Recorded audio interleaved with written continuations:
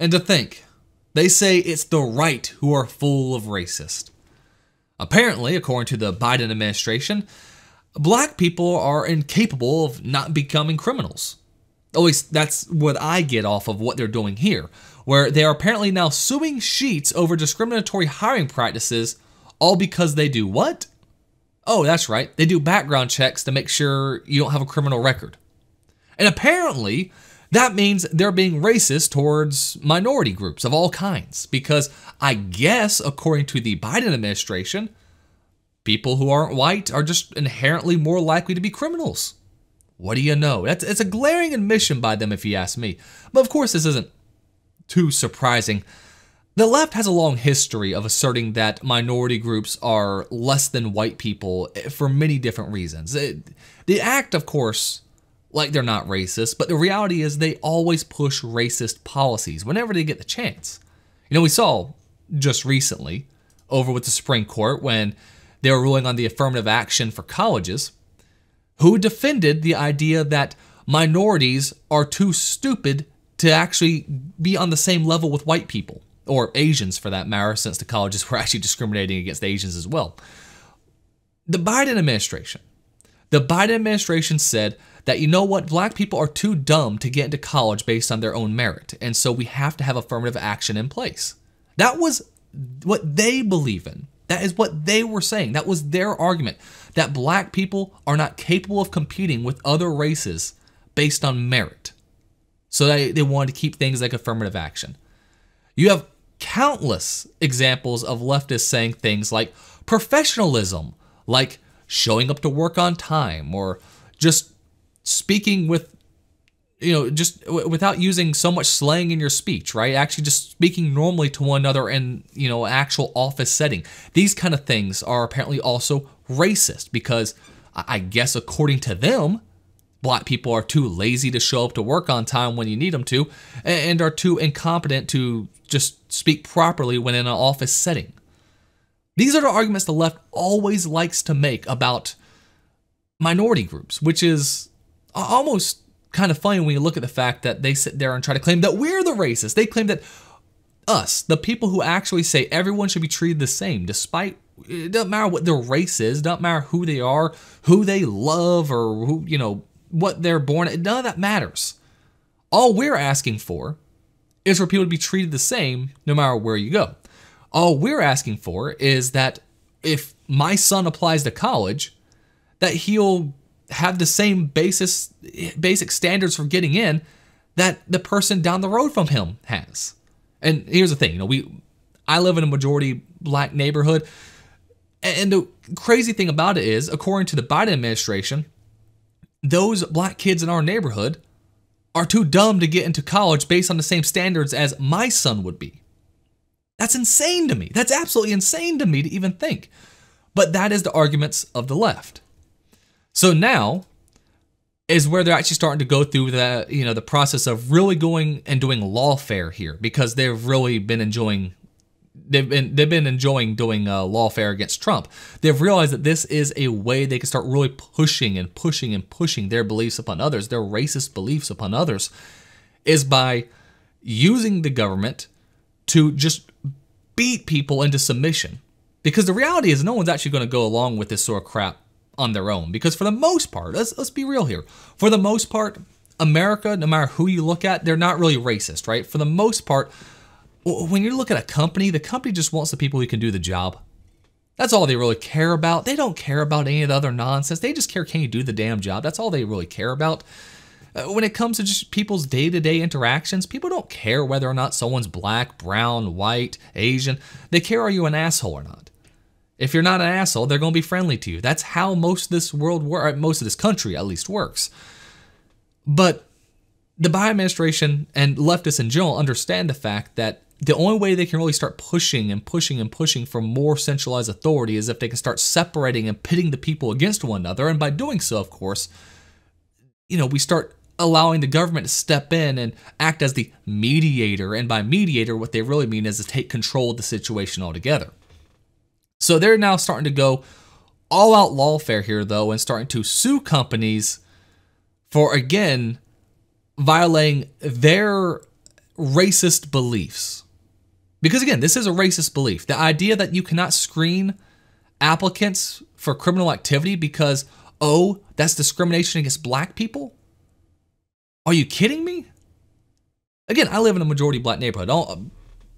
I would never imagine asserting that any of my neighbors, because they're black, are inherently criminals. That's insane. Why on earth would you make that assertion? Yet that is what the Biden administration now wants to push.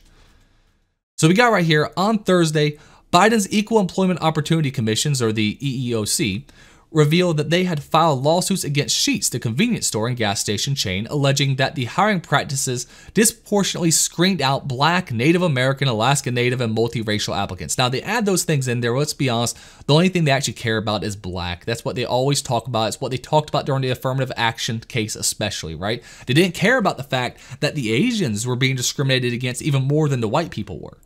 They didn't care about the fact that colleges were looking at someone and saying, you know what, your eyes are a little too slanted, so we're going to make sure it's harder for you to get in here because we don't want any more of your kind here. They didn't care that the colleges were doing that. So let's be real. What they really care about mostly is black Americans being screened out for whatever reason. This comes only days after President Joe Biden made his disastrous campaign stop at Sheetz in Pennsylvania, which was kind of funny. All of his stops have actually been kind of funny, I guess. There was the, I'm not sure if Sheetz is the one where it turned out it was all staged, where even the tip was staged. They had behind the scenes, like someone recording stuff behind the scenes, and it turned out, it's really funny, you should actually really look it up. They're just there talking to a guy like, okay, so Joe Biden's going to come up to you and he's going to ask for a number 3. And you're going to hand him the number 3 and then he's going to give you this amount in a tip and you're going to be really excited for it. And you're like directing the whole thing. Meanwhile, of course, Trump's over there at a bodega just, everyone's chanting, we love Trump, we love Trump. Which is amazing to see in New York, but either way. In a press release, the EEOC said that the chain's long-standing practice of using criminal conviction records to screen and deny applicants was a violation of the Title VII's prohibition on disparate impact discrimination. Now let's unpack that for a second. Disparate impact discrimination. Basically what that means is that you weren't intending to discriminate against people, but what you're doing is discriminating against someone, which I've always found to be kind of BS, to be perfectly honest. I'm pretty libertarian when it comes to how businesses should be run, though, so I kind of believe that people should be allowed to hire or not hire you based on whatever they want to, period, for the most part. But when it comes to stuff like disparate impact discrimination, if we're going to have the idea that you can't discriminate based on race, this right here gives the government so much wiggle room in deciding this sort of stuff, because all they have to show is that, well, your qualifications, they might not have been intending to discriminate, but they did discriminate, which just gives them more leadway into just coming up with whatever they want to come. It basically gives the judge kind of just free reign to decide on their own, which is also funny because you can make the argument that the requirements of the NBA have a disparate impact on really every race other than black, right? you look at the things where white people are the minority in, and you can make the exact argument on. But of course, because it is a vague description, they can get away with applying it wherever they choose, which is one of the bigger problems with it. However, the EEOC did not claim that the convenience store chain was motivated by race when making the hiring decisions. Again, that should be it. Full stop. They didn't do anything wrong. They did not discriminate based on race. That was it. That should be the only thing that needs to be answered. Were they discriminating based on race? No. Okay, they're discriminating against a quality they don't want in their store. They're discriminating against the content of someone's character over what they did in their past. This is not very hard to understand. The EEOC Regional Attorney Deborah M. Lawrence claimed federal law mandates that employment practices causing disparate impact because of race or other protected classifications must be shown by the employer to be necessary to ensure the safe and efficient performance of a particular job at issue. I think saying that I don't want criminals working for me, or ex-criminals, I think that's fair. I've hired people with criminal records before of different kinds. Obviously, there's there's a line, of course. But I've hired people who have gotten in trouble with law before, when it comes to minor issues at least. I don't think it's that big of a deal. So I would like to see kind of what they were looking at when they were kind of deciding these things. So when they looked at where they say, no, you know what, you got busted with weed, so we're not going to hire you. I think that's kind of dumb, personally, especially in this job market where it's hard to get people working for you. I'm just saying, I'm surprised they can do it. But then again, Sheetz pays very well, so they probably have a lot of applicants. Still, I would like to see exactly how they do it. But regardless of that, it doesn't matter if they don't want to hire you because you jaywalked. Okay, that's their decision. They have a standard. That standard is applied equally to people of all races. So what's the big deal? No, that's right. The big deal is the fact that right now, unfortunately, and it is a very unfortunate thing, Black Americans commit quite a bit of crime. Disproportionately, Black Americans commit way more crime than white Americans. That's a sad fact right now in society. I hope that changes. I truly do hope that changes. You cannot, though, sit there and then get mad, though, when people say, you know, I'm going to discriminate based on the content of someone's character, and then a certain group of people have more people who fit that characteristic. You cannot be too upset at that. They're not discriminating against them because they're Black. They're saying, well, this particular individual has a history of criminal activity. We have other people applying who do not have that same history. I would rather hire them instead. And I think that's fair. Again, in this job market, not sure if it's the best way to get people, and depending on what crime it was, I kind of think it might be a little BS. But listen, if that's what they want to do, that's what they want to do. There's nothing racist about it. If a white person came in with, you know, criminal activity in their background check, they aren't getting hired either. So what's the problem? Even when such necessity is proven, the practice remains unlawful if there is an alternative practice available that is comparably effective at achieving the employer's goals, but causes less discriminatory effects, she added.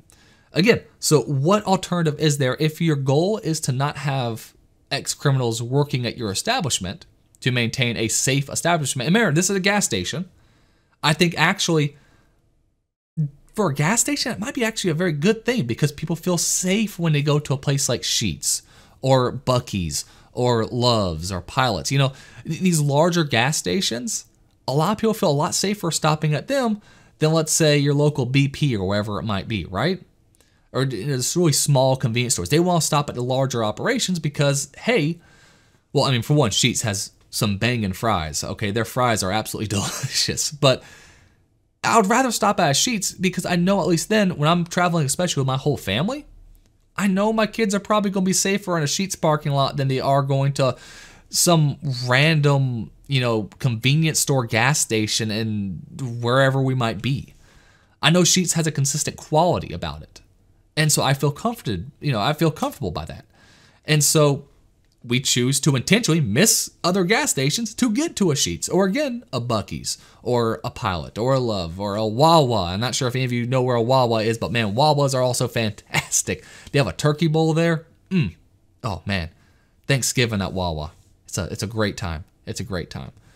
Point being, having people there you can trust and that other people would feel safe around is important for a gas station, especially gas station chains that appeal more to large groups of people, or especially families of, families especially, because families are going to want to go to a place that they feel safe. And guess what? If you have a criminal history, I'm sorry, it sucks. It could be a BS charge that really shouldn't even be a crime in the first place. Again, I don't think smoking weed should be a crime. But tough luck, that's their choice. They run the place. You do not. All right, again, they run it. You don't. Enough said. They decide who they hire.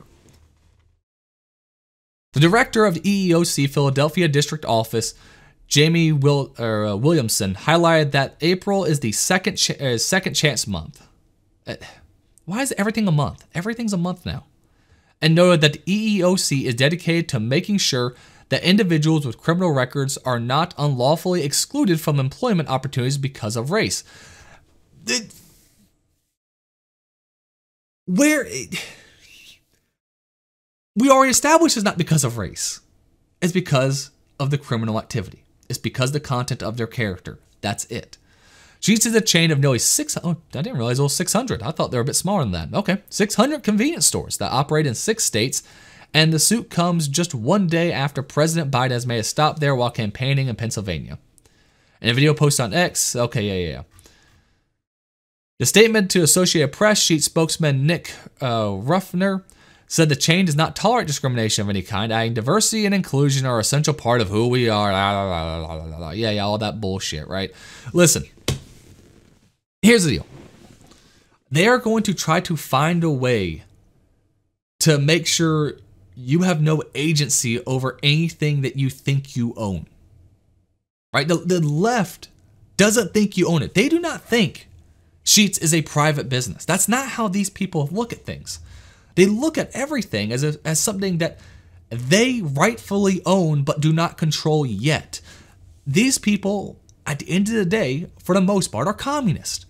They don't believe in the idea of private property. They don't believe in the idea that you could own almost anything. So when they see a business going against something that they believe, they truly do think in their mind they are right to step in and change it however they can, because they don't believe it is owned by the CEO, by the owner of the business. They believe it is a collective responsibility, okay? They believe that the government has full rights to come in there and tell you how you should and should not run your business.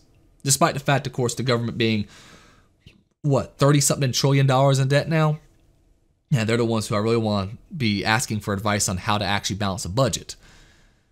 But that's what these people think. They think they can, of course, run roughshod over any business they want because in their minds, they are morally right to take control of all aspects of the economy and all aspects of private property. So they will force companies into following their cult-like philosophy here of you must hire criminals. You must hire. You're racist if you don't hire criminals. They don't even hear themselves. They don't even hear what they're actually even saying here.